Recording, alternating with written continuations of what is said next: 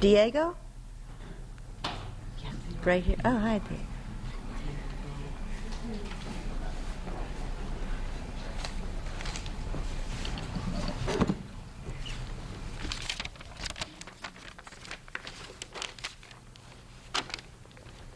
You're another high school student from Norwalk? Norwalk Community College student.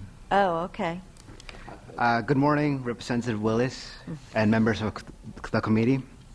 My name is Diego Aguilar, and as an undocumented community college student, I am here to ask you to support HB 6390, and that concerning access to post-secondary education.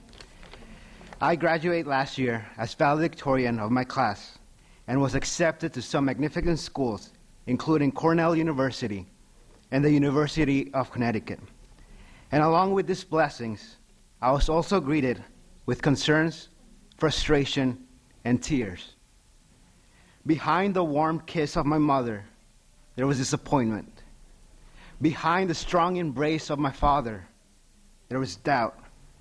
Behind my very own back were the hopes and dreams of a family, trying so desperately to escape poverty. Even though I worked hard every day and every night, even though I made sacrifices to help me become the top of my class, I received little recognition and limited financial support to continue my education. And now, every month, I watch my parents worry, fight, and struggle to pay the high international rates of my local community college. The fierce, tender, unconditional love of my parents urges them, motivates them to help me become the first in my family to attend and complete a college education. I believe we live in a great country where hard work and dedication can subdue all economical barriers. A country that's great enough to show full and equal support to all aspiring youth. I believe that it is the strength and courage of students like me that will continue pushing this country for innovation and success. I came to this country 10 years ago, not knowing a word of English. But now, today, I ask your request for your support for the Act HB 6390. Thank you.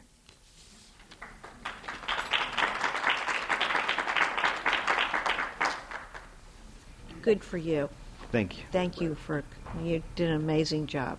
Thank you very much. And it's great of you to come here to share your story. My pleasure. Yeah. Representative Candelaria. Well, first of all, congratulations on your outstanding academic achievement. You mentioned something that caught my attention, and it was specifically that you were to pay an international rate instead of a out-of-state rate? Out-of-state. Out-of-state. Yeah. All right, thanks. Gracias. Okay.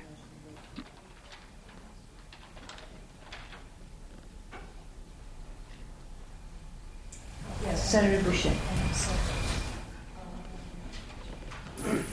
Thank you, Madam Chairman, and congratulations for such a great job and doing such a terrific job here in front of us, in front of this committee. Many people, trust me, and adults are intimidated by the process, and you're definitely not, and I'm sure you're going to do extremely well. One of the things that I'm most concerned with is individuals such as yourself getting a great education, which you will in one way or the other, with this bill or without.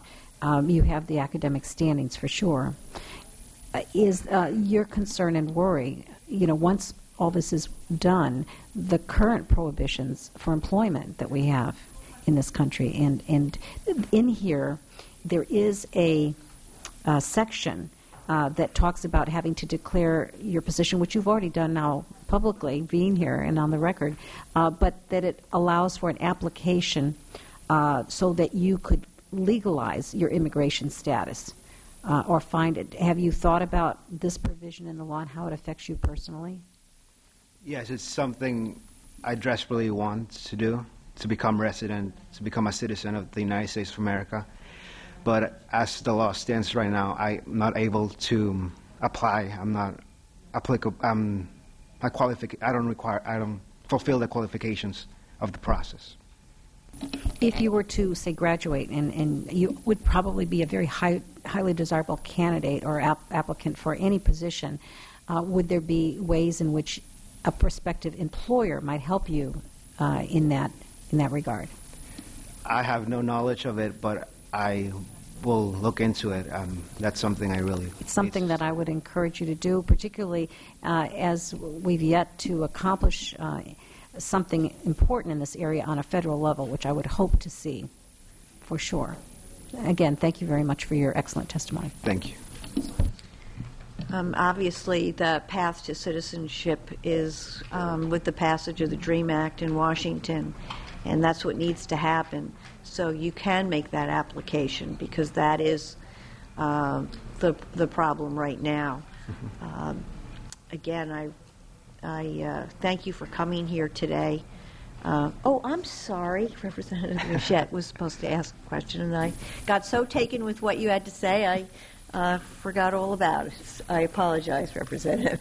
Thank you, Madam Chair, and welcome, Diego. I, too, was quite taken by your presentation and the way you carry yourself and speak for yourself and represent what you firmly believe in. I admire you for that. Thank you. I believe that this bill is about the cost of getting an education.